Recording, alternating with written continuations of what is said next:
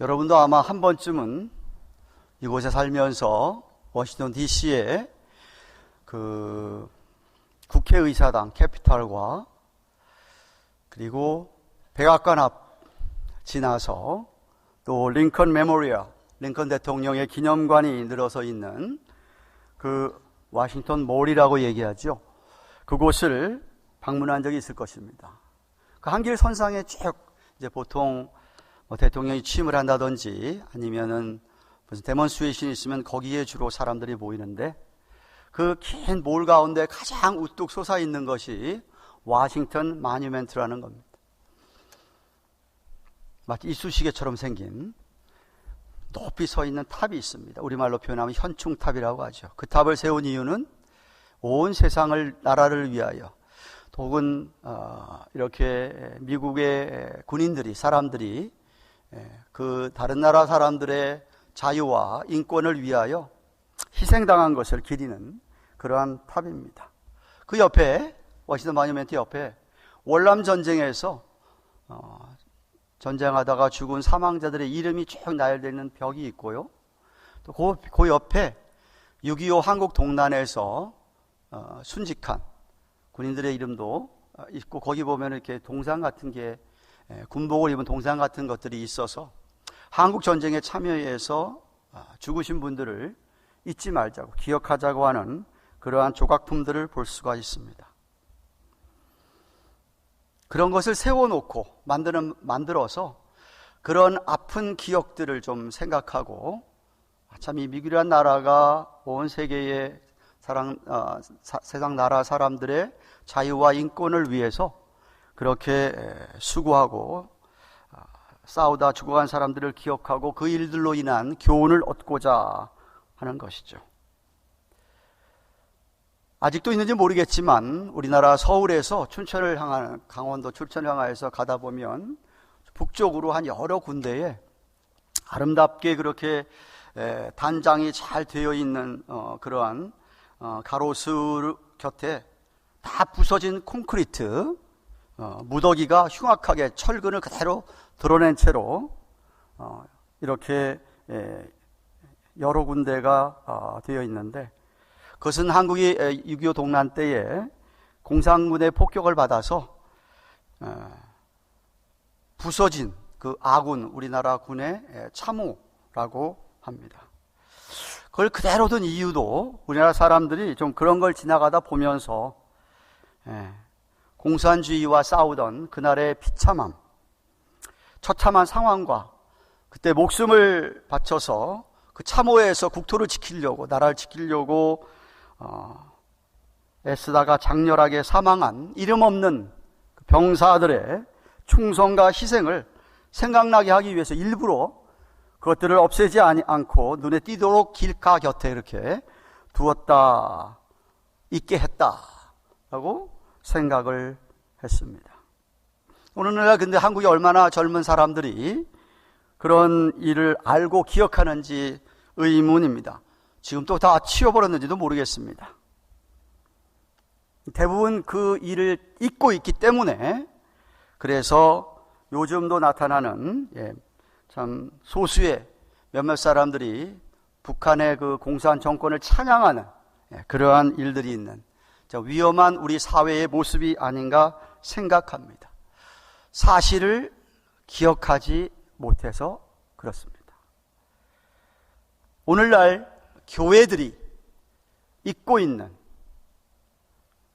신앙의 가장 중요한 주제가 있다면 그 중에 하나가 십자가일 것입니다.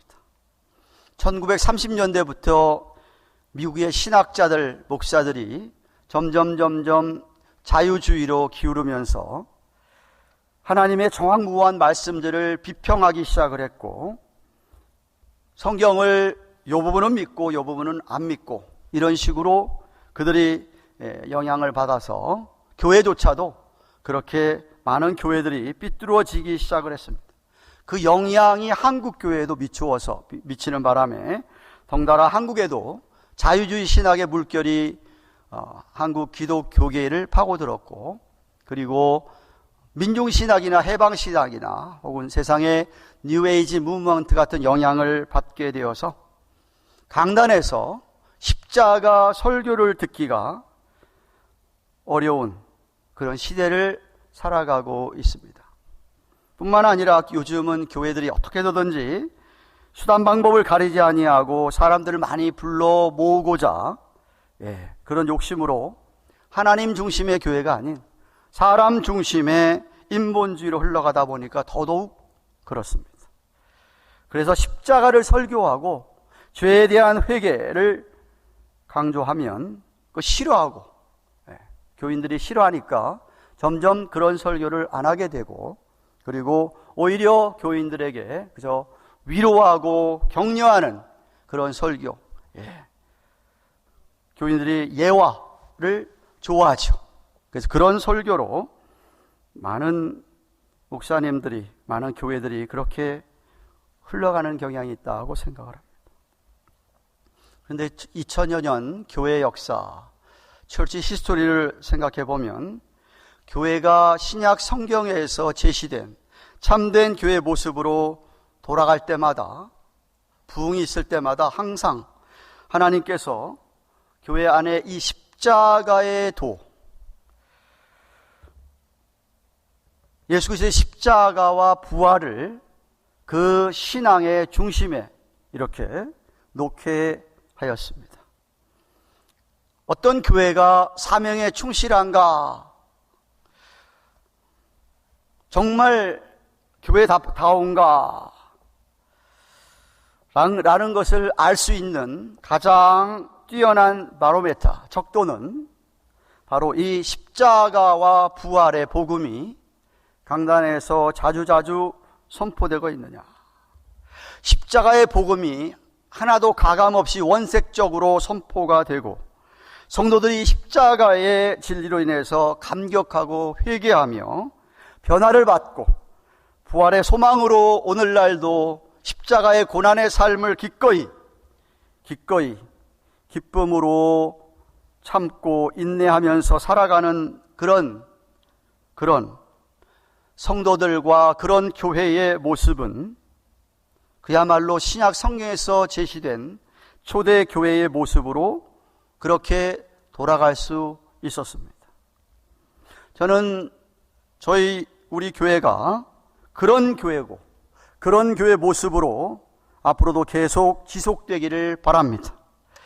오늘 본문에서 예수님은 이미 2번씩이나 9장에서 21절, 22절, 44절, 45절 이미 선포된 말씀, 세 번째로 오늘 말씀하고 있는 이 말씀, 자신이 곧 이제 맞게 될 순환, 그리고 죽음, 부활을 다시금 예언하고 있는 본문의 말씀입니다. 너무나도 단순 명료한, 무슨 비밀이나 깊은 신학적인 진리를 말씀하시는 것이 아니고 이제 주님이 곧 당하게 되실 한 사건, 사실, 팩트를 예수님께서 저들에게 예고하고 있는 것입니다.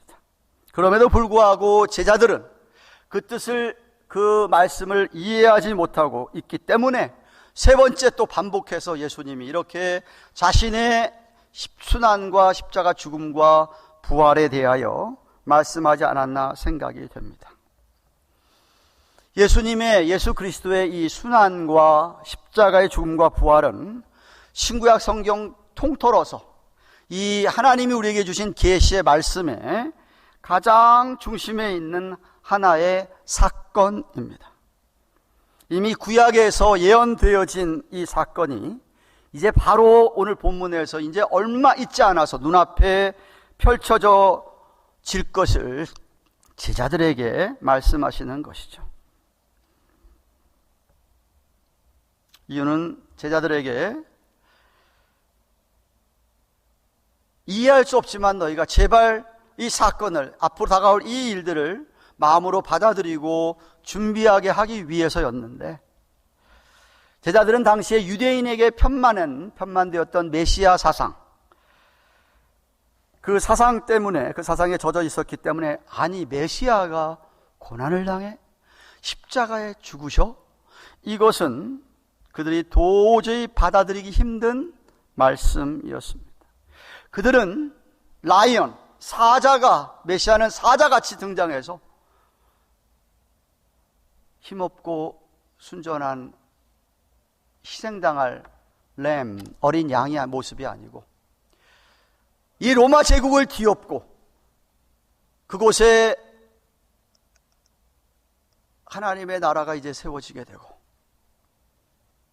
어떤 이런 사상을 굳게 믿고 있었기 때문에, 기대하고 있었기 때문에 주님의 지금 이 하시는 말씀을 전혀 받아들일 수가 없었습니다. 어린 양을 기대하였던 그들이 아니라, 그래서 예수님께서 다시금 저들에게 또다시 말씀하시는데, 우선 이제 하나님의 계획 아래 때가 되셨다. 그래서 이제 예루살렘으로 올라가야 된다라고 31절에 말씀하십니다. 31절 말씀 다시 보십시오. 예수께서 12 제자를 데리시고 이르시되, 보라, 우리가 예루살렘으로 올라가노니 선지자들로 기록된 모든 것이 인자에게 응하리라 하고 하셨습니다. 예수님께서는 갈릴리의 사역을 마치시고 누가복음 9장 51절부터 제가 설교를 시작하면서 얘기했습니다. 이제부터는 예루살렘으로 향하여서 올라가는 여정의 길 가운데 있어지는 사건들을 누가가 기록을 하고 있는데, 갈릴리를 떠나 베레아를 거쳐서 요단강 동편 쪽으로 여행하시다가 여리고성을 지나고 여리고를 지나고 거기서 예루살렘으로 지금 이제 올라가는 중이었습니다. 예루살렘은 갈릴리나 요단강 주변과 달리 해발 약 2,500피트, 그러니까 약 800m 정도 되는 높은 지역에 예루살렘이 있었기 때문에 올라간다는 표현을 했습니다. 지리상으로는 북쪽에서 지금 남쪽으로 내려가고 있지만 올라간다는 표현을 하신 것은 높았기 때문에 예루살렘이, 그래서 올라간다는 표현을 쓰고 있는 것이죠. 주님을 따르는 많은 무리들이 있었지만 예루살렘을 향할 때는 다 제껴놓고 12 제자만을 데리고 지금 그 길을 향하고 있었던 것이었습니다. 지난 3년 동안 12 제자들은 예수님 곁에서 예수님이 정말 메시아됨을, 그리스도이심을, 초자연적인 능력을, 기적을 베푸시는 걸 눈으로 똑똑히 보고 증거하였고 그의 권위 있는 가르침을 들어왔었습니다. 지난 주일에도 보았듯이 그들은 주님을 만나자마자 다른 것, 갖고 있는 것 모든 것 다 버리고 내려놓고 주님을 따라왔던 것이었어요. 이 시간까지는 정말 전적으로 주님만을 의지하면서 왔는데, 주님의 이런 말씀을 들으니까 정말 그동안 쫓아온 것이 모든 것이 다 의미가 없고 헛된 것이고 이렇다면 정말 소망이 없구나라고 생각할 수 있었던 것이었어요. 지금 말씀하시는 메시아의 고난과 죽음과 부활, 이런 것은 말도 안 되는, 도저히 믿을 수 없었습니다. 군대를 일으켜서 이 사람들을 싹 쓸어버리고 자신들의 나라를 세워주시는 줄만 알고 있었던 것이죠. 그래서 34절에 제자들이 이것을 하나도 깨닫지 못하였으니 그 말씀이 감추였으므로, 그들이 유대 메시아 사상에 젖어 있어서 굳어 있어서 그 표현을, 이 귀한 복음에 대하여 그들이 감추어져 있었다, 그 계시가. 그래서 저희가 그 이르신 바를 알지 못했다라고 한 것입니다. 주님께서 부활하셔서 저들을 만날 수 있기 전까지는, 부활 승천하셔서 성령을 보내시기 전까지는 믿을 수가, 깨달을 수가 없었던 것이었습니다. 그러나 예수님께서 이제 때가 되어서 예루살렘으로 올라가는 것은 하나님의 큰 구약에서 이미 예언되어진 말씀의 성취, 하나님의 계획이었습니다. 이게 무슨 우연도 아니고 운명적인 것도 아닙니다. 주전 1400년경에 출애굽기 12장 46절에 의하면 모세를 통하여 6월절 어린 양이신 메시아의 뼈가 꺾이지 않을 것을 예언하였었고, 시편 기자들을 통하여서 메시아가 십자가에서 수족, 손과 발에 찔릴 것을 시편 20편 16절에, 그리고 그 겉옷이 나누이며 속옷을 속옷이 제비 뽑힐 것이 시편 22편 18절에, 십자가의 고통 속에서 신음하실 것을 시편 22편 1절에, 십자가 사건 중에서 군병들이 식초로 입에 대실 것이 시편 69편 21절에, 그러나 죽음에서 다시 살아날 것이 시편 16편 10절에, 그리고 하늘로 승천하실 것이 시편 110편 1절에 구체적으로 예언되어져 있었습니다. 또한 주전 500년경에 스가랴 선지자를 통하여서 메시아가 종려주일에 예루살렘에 입성할 때에 나귀를 타고 입성하실 것이 스가랴서 9장 9절에, 은 30전에 예수님이 팔리게 될 것이 스가랴서 11장 12절에, 친구들에게 예수님이 배신당하실 것이 스가랴서 13장 7절에, 그리고 창에 찔림을 받을 것이 스가랴서 12장 10절에 이미 예언이 되었었습니다. 이 외에도 이사야서 53장에 등등 구약에서 여러 곳에서 기름 부음을 받은 메시아, 그 메시아가 그렇게 고난을 받고 죽을 것, 그 메시아의 예표 혹은 모형으로 그가 세상 죄를 위하여 죽어야만 하는 그런 말씀들로 가득 차 있는 것이 구약의 예언의 말씀입니다. 창세기 3장 21절에 보시면 아담과 하와가 죄를 짓고 도망갔을 때에 그들이 그 부끄러운 곳을 가려주기 위해서 가죽옷을 입히셨다. 그래서 인류의 시작부터 인간의 죄책감을 덮어주시려고 하는, 동물을 죽여서 동물의 가죽으로 그들을 그렇게 덮어주셨다는 그런 사건이 있었습니다. 또한 아브라함이 100세 때 받은 아들 이삭을 바치라고 했을 때 예수님께서 기꺼이 순종하였던 아브라함, 그는 그 아들을 바쳐도, 그 아들을 죽여도 다시 살리실 것을 믿고 자식을 죽이려고 제사를 지내려고 칼을 뽑았던 것이죠. 근데 그때 하나님께서 그를 막으시고 수양을 준비하셔서 대신 수양이 희생하게 되었던 것이었습니다. 모세가 이스라엘 백성들을 데리고 출애굽할 때에 바로 왕이 너무 강팍해서 9가지 재앙이나 보냈음에도 다시 마음을 바꾸지 아니하고 못 보내겠다 할 때에 마지막 10번째 재앙이 애굽 나라에 살아가는 모든 가족의 장남을 죽여버리는 그러한 재앙이었습니다.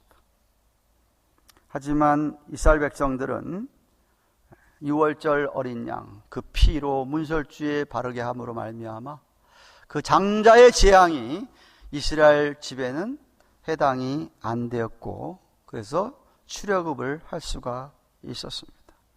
모세가 광야 생활 중에서도 하나님께서 모세에게 불기둥 구름기둥으로 그들을 가나안 땅으로 인도하시면서 성막을 지으라고 하셨고, 그 성막에서 제사를 드릴 때, 예배를 드릴 때에 짐승들의 흠없는 순전한 짐승들을 희생제물로 바치게 함으로써 그들의 추한 죄를 이 씨로 덮어지도록 하였던 것이었습니다. 이렇게 가죽옷, 수양, 흠없는 어린 양, 짐승들, 각종 희생제물이 바로 우리 모두가 우리의 죄를 위하여 죽으신 예수 그리스도의 예표 혹은 상징이었던 것이었습니다. 그런 희생제물들은 그들의 죄책감은 덮어줄 수 있어서도 실제적으로 죄를 사할 수는 없었습니다. 죄를 사할 수 있는 것은 오직 메시아이신 예수님의 보혈 밖에는 없었습니다. 지금 제자들은 예수님과 함께 예루살렘 올라가는 것이 유월절을 지키기 위해서 올라가는 줄로 알았지, 아니 이렇게 예수님이 고난을 당하고 순환을 당하고 죽고 죽음을 위하여서 올라간다 생각하지를 못했다고 했습니다. 같이 예수님과 예루살렘 올라가면, 유월절 지키러 올라가면, 만약에 그렇다고 한다면 거기서 자신들과 함께 영광을 받으시고 자기들도 영광을 누릴 것을 생각하고 있지, 무슨 고난당하고 죽음 이런 거는 생각하지를 못하고 있었습니다.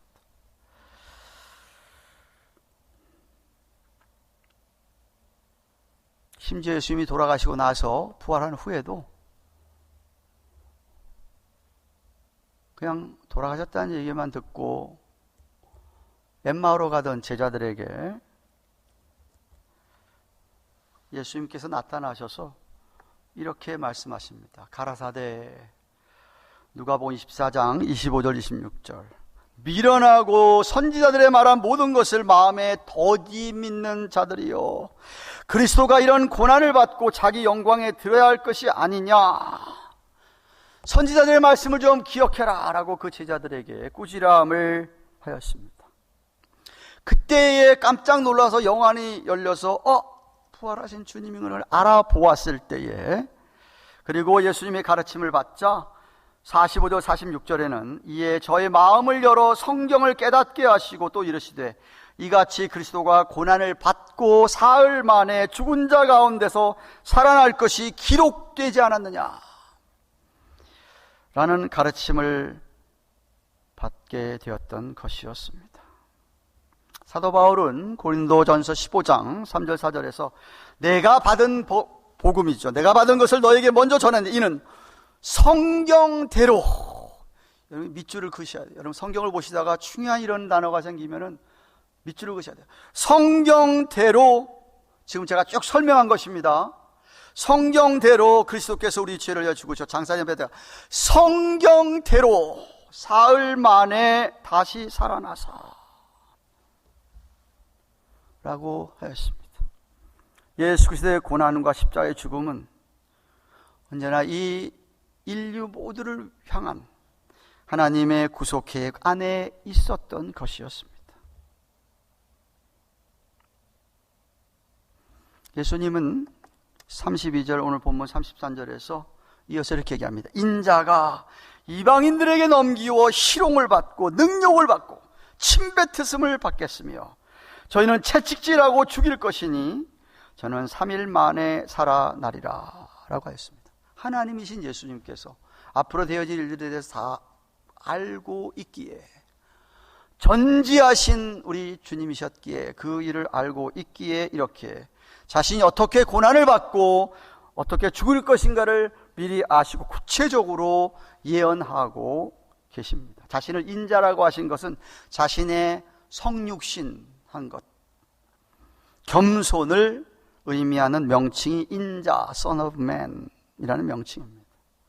이제 자신은 제자 중에 한 사람에게 배신을 당하여서 산헤드린 공회라고 하는 당시의 유대 종교의회 의원들로 구성되어진 공회의 대제사장들과 서기관들에 의해서 이방인들에게 넘겨지게, 이방인이라고 하는 것은 로마 정부에 넘겨지게 되어서 죽게 될 것을 아시고 말씀하시는 것이었습니다. 당시 이스라엘은 로마 제국의 속국이었기 때문에 마음대로 사람을 죽일 수가 없었습니다.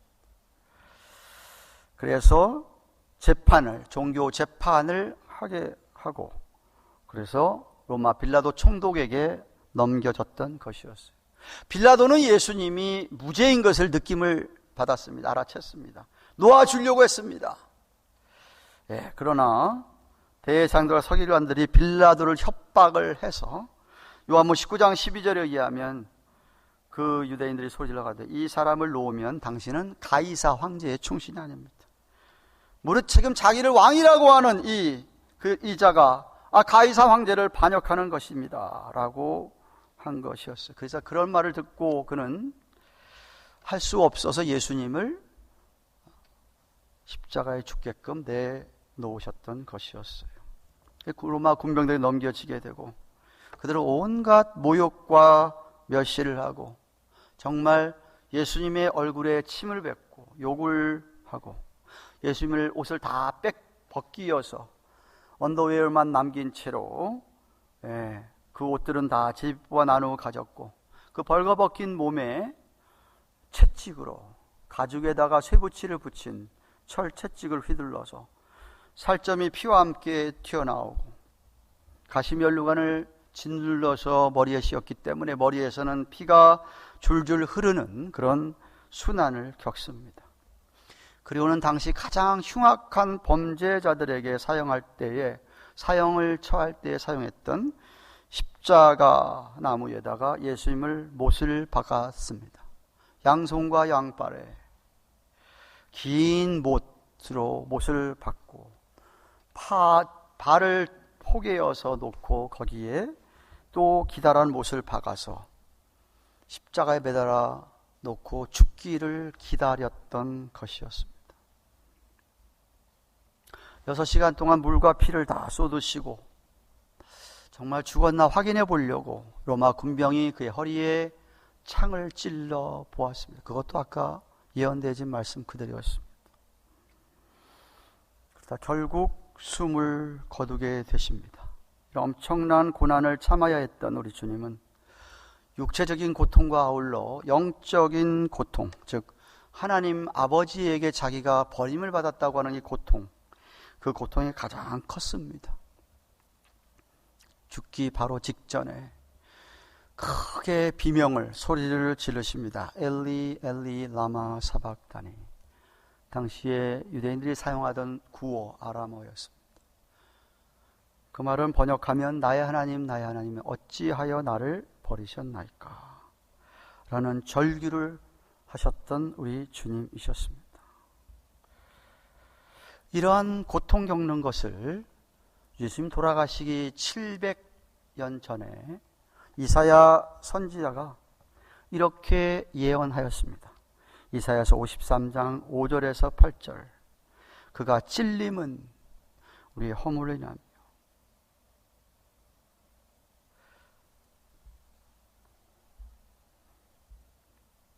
그가 상함은 우리의 죄악을 인함이라. 그가 징계를 받음으로 우리가 병을 누리고 그 채찍에 맞음으로 우리가 나음을 입었도다. 우린 다 양 같아서 그릇 행하여 각기 제 길로 갔거늘 여호와께서는 우리 무리의 죄악을 그에게 담당시키셨도다.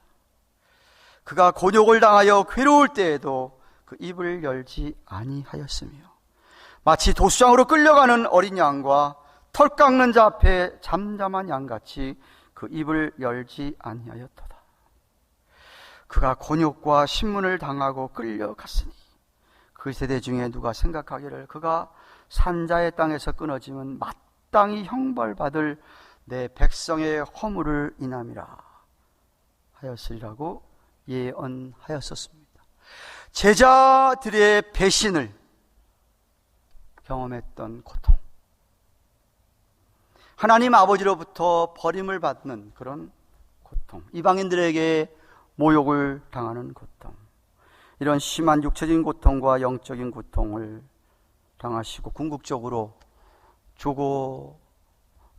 죽어버리는 그런 순환이었습니다.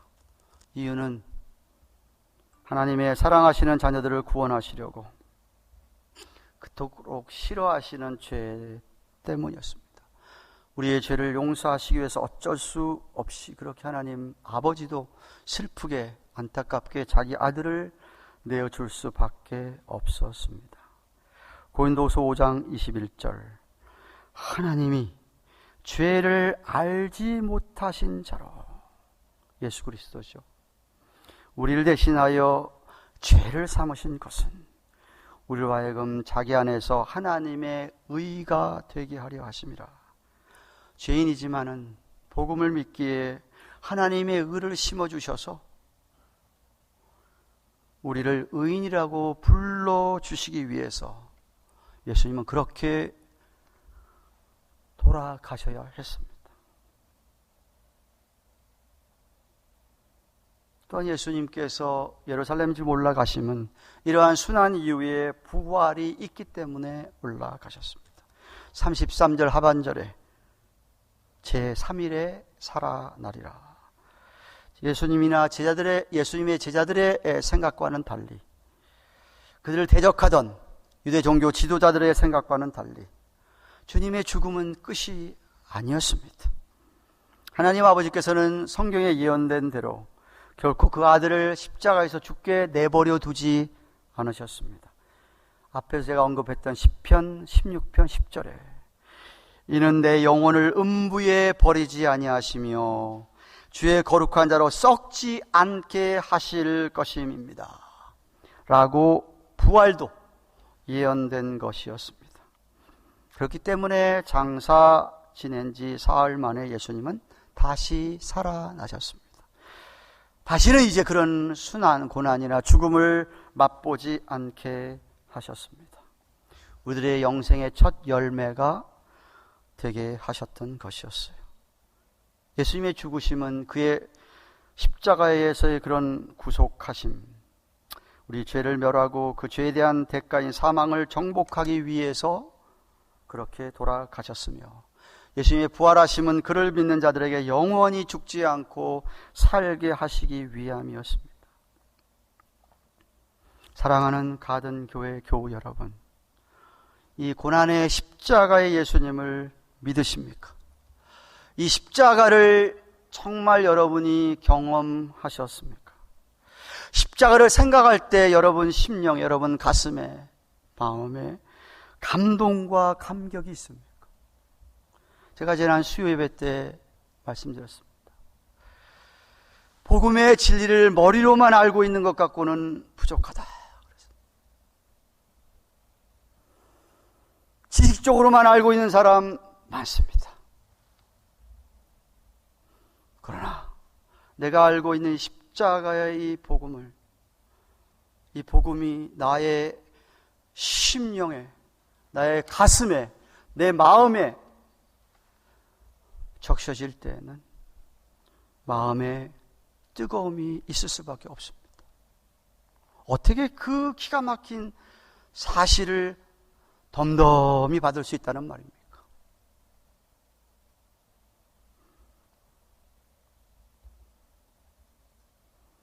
가슴이 뜨거워진 사람에게, 감동과 감격을 받은 사람들이 또 감동과 감격에만 머물러 있는 것이 아니고, 그래서 내가 오늘도 나의 손과 발과 내 몸과 나의 마음 온 것 다해서 감격 속에 무언가 결단을 하고 주를 위하여 하나님을 그렇게 사랑하고 내 옆에 있는 사람들을 그렇게 사랑하는 모습으로 나타나게 될 수밖에 없다, 이 말입니다. 십자가의 고난이 우리에게 주는 의미가 무엇입니까? 오늘 본문에 의하면 무엇보다도 중요한 것은 성경 말씀은 진짜로 진리라는 것이죠. 예수님께서 태어나시기도 전에, 십자가의 사건이 있기도 훨씬 전에, 1500년 전서부터 시작해서 700년 전, 600년 전, 500년 전 스가랴 선지에 이르기까지 계속해서 예수님이 그렇게 십자가에서 메시아가 죽을 것이라고 하는 사실이 예언한 그 예고된 그대로 정말 그렇게 돌아가셨고 부활하신 것을 보면 성경은 정말로 참된 하나님의 말씀, 그 말씀이 그대로 성취되었고 앞으로도 이루어지지 않은 성취된 말씀이 앞으로도 이루어질 것이라고 하는, 그래서 우리에게 깨닫게 해주는 말씀이기 때문에 저와 여러분의 삶의 그 무엇보다도 가장 최고의 권위로 놓고 우리가 따라가야 되고 온전히 신뢰해야 되고 믿어야 될 말씀이 신구약 성경 말씀이라는 겁니다. 그리고 십자가의 고난을 우리가 더 구체적으로 우리의 삶에 적용을 한다면 그 십자가의 은혜 때문에 또 앞으로 있을 그 천국의 소망, 부활의 소망 때문에 우리는 현재의 고난을 감당해야 합니다. 부활의 예수님을 믿기 때문에. 로마서 8장 17절에 자녀, 하나님의 자녀를 가리키는 말이에요. 자녀, 후사란 말은 상속자. 자녀이면 후사고 하나님의 후사여 그리스도와 함께한 후사니 우리가 그와 함께 영광을 받기 위하여 고난도 함께 받아야 될 것이니라. 이 땅에서 우리가 믿음 때문에, 복음 때문에, 거룩한 삶 때문에 받는 고난을 기꺼이 잘 감당해야 합니다. 죄와 맞서 이겨야 됩니다. 피 흘리기까지 죄와 싸워야 합니다. 히브리서 12장 4절에 너희가 죄와 싸우되 아직 피 흘리기까지는 대항치 아니하고, 너무나 쉽게 육신이 연약하여서 어쩔 수 없지 않습니까? 라고 하는 것이 아니라 이렇게 야, 왜 피 흘리기까지 죄와 싸우지 않느냐라고 하시는 성령의 음성에 여러분은 기울이셔야 됩니다. 거기에 부복하셔야 됩니다. 복종하셔야 됩니다. 하나님은 우리를 그렇게 해서 죄와 싸워 이기는 승리, 그 위대한 승리, 그 승리로 우리를 부르고 있는 것입니다.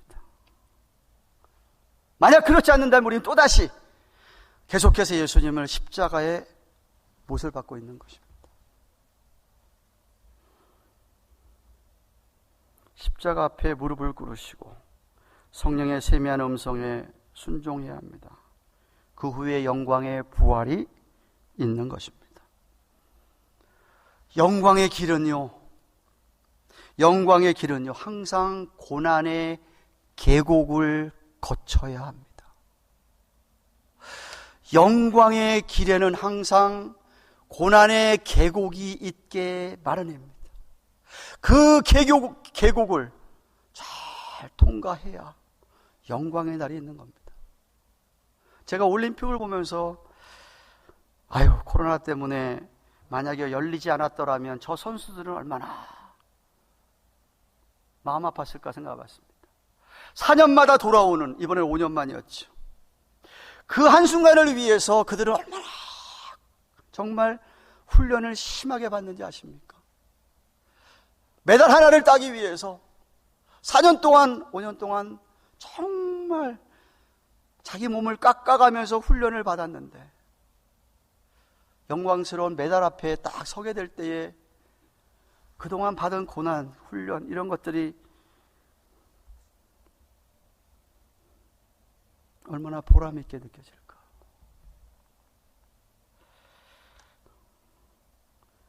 믿음 생활 때문에 힘드십니까?